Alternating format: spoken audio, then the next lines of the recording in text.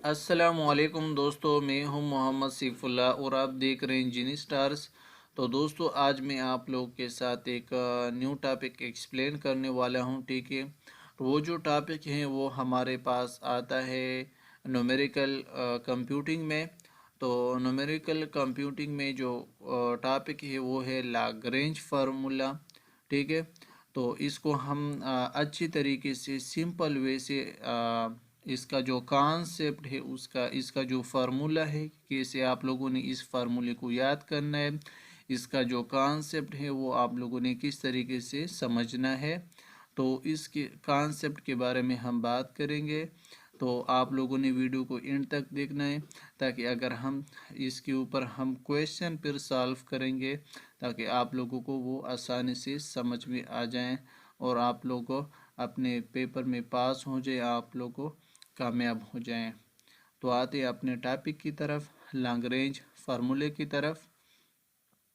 तो सबसे पहले दोस्तों यहाँ पर आप लोग देख सकते हैं, given the data points X naught, X one, X two up to X N. यानी सबसे पहले हमारे पास जो पॉइंट होते हैं वो एक्स नाट होता है, एक्स वन होता है, एक्स टू होता है, अप टू एक्स एन तक आप लोग जा सकते हैं। May or may not be equidistant. The problem is to find nth degree polynomial f of x using Lagrange formula. हम Lagrange फार्मूले को अभी यूज़ करेंगे और ये हमारे पास पॉइंट्स है।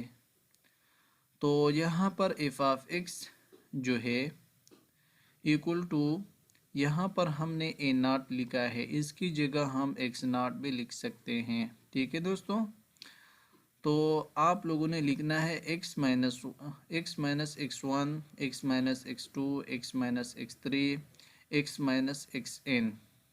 तो ये मैं आप लोगों को समझाऊंगा कि यानी यहाँ पर हमारे पास है एक्स नॉट।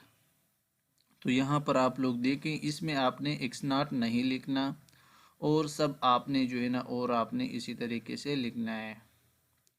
फिर प्लस आपने लिखना है, इसके बाद हमारे पास ए वन है, यानी आप एक्स वन कह सकते हैं। तो यहाँ पर X minus X naught, X minus X two, X minus X three up to X minus X N, इसमें हमने एक्स वन हमने नहीं लिखना। ठीक है, आप लोग देख सकते हैं। प्लस फिर आपने एक्स टू के लिए या ए टू के लिए X minus X naught, X minus X one, X minus X two आपने नहीं लिखना, एक्स माइनस एक्स थ्री आपने लिखना है up to X minus X N.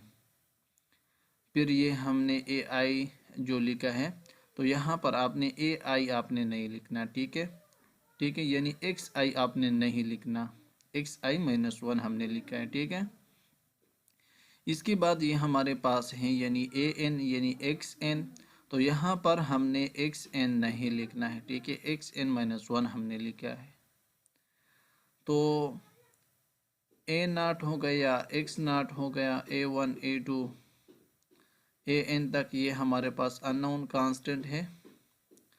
इसके अंदर हमने अब एक्स के अंदर ये जो हमारे पास ये जो एक्स है, इसको हम इक्वल एक्स नाट कहते हैं। तो जब हम इस अंदर एक्स नाट पुट करेंगे, तो यहाँ पर सबसे पहले जो एक्स आता है हम एक्स नाट पुट करेंगे। तो हमने जो है ना, ये आप देख सकते हैं एक्स नाट, ए नाट हमारे पास एक्स नाट होता है। ठीक है, आप लोग एक्स नाट भी लिख सकते हैं, नाट भी लिख सकते हैं। तो एक्स नाट हमने सबसे पहले सब में हमने पुट कर दिया है। ठीक है, तो ये हमारे पास क्योंकि हमने एक्स नाट पुट की है, तो ये हमारे पास इसकी ये सेट आ चुकी है। अगर यहाँ पर भी हम यानी एक्स टू में भी हम यहाँ पर अगर एक्स नाट पुट करें, तो ये तो कैंसिल होती है ना, ज़ीरो बन जाएगा। ठीक है ना, तो ये आप लोग देख सकते हैं ए वन, एक्स वन हमारे पास ज़ीरो और सब हमारे पास ज़ीरो हो जाएंगे। ठीक है, फिर हमने आप लोग एक्स के अंदर एक्स वन जब पुट करेंगे, एक्स वन जब आप लोग पुट करेंगे, तो ये भी ज़ीरो होगा। सिर्फ जो हम यानी ये भी ज़ीरो होगा, ये एक्स वन वाला जो है ये पार्ट, ये आपके पास आ जाएगा और सब आपके पास ज़ीरो हो जाएंगे। फिर अगर आप x2 फाइंड करेंगे तो ये वाला पार्ट आपके पास आ जाएगा, सब आपके पास और ज़ीरो हो जाएंगे। इसी तरीके से आपने करना है, ठीक है। तो यहाँ पर आप लोग देख सकते हैं ए नाट यानी एफ ऑफ एक्स नाट हमने लिख दिया है ये वाली, ठीक है। और इसको हमने डिवाइड कर दी है इस पे, ऊपर हमने ये लिख दिया है और इस पे हमने डिवाइड कर दिया है। फिर एक्स नाट हो गया। अब हमने x1 के लिए करनी है, तो एफ ऑफ x1 हमने ऊपर लिख दिया है और यहाँ पर हमारे पास ये जो वैल्यू आ चुकी है और इसके अंदर हमने जो x1 पुट की है वो हमने नीचे लगानी है। फिर हमने x2 के लिए ये यहाँ पर मैंने लिख दी है और xn के लिए यहाँ पर है, ठीक है। कॉन्सेप्ट आप लोगों को समझ आ चुकी होगी, तो ये स्टेप आप लोगों को समझ आ जाएंगे। इसके बाद यहाँ पर ये हमारे पास इसका कंप्लीट फार्मूला है, ठीक है दोस्तों। फार्मूला हमारे पास कौन सा है, लैग्रेंज का, ये कंप्लीट फार्मूला आ चुकी है, ठीक है दोस्तों। तो फिर आपने क्या करना है, एफ ऑफ एक्स नाट है, ठीक है। तो ऊपर यहाँ पर हमने एक्स नाट का जो वैल्यू सबसे पहले लिखा था कि हमारे पास इसमें एक्स नाट नहीं होगा, ठीक है। आप देख सकते हैं X minus X one, X minus X two, X minus X three, X minus X N तक है, इसमें हमारे पास एक्स नाट नहीं है। तो ये टर्म आपने ऊपर लिखना है और फिर हमने जो x के ऊपर यानी x इक्वल टू हमने x नाट किया है तो वो आपने इसके नीचे लिखना है, डिवाइड फॉर्म में आपने लिखना है। यानी इसके अंदर x को हमने x नाट हमने पुट करना है, वो आपने यहाँ पर लिखना है।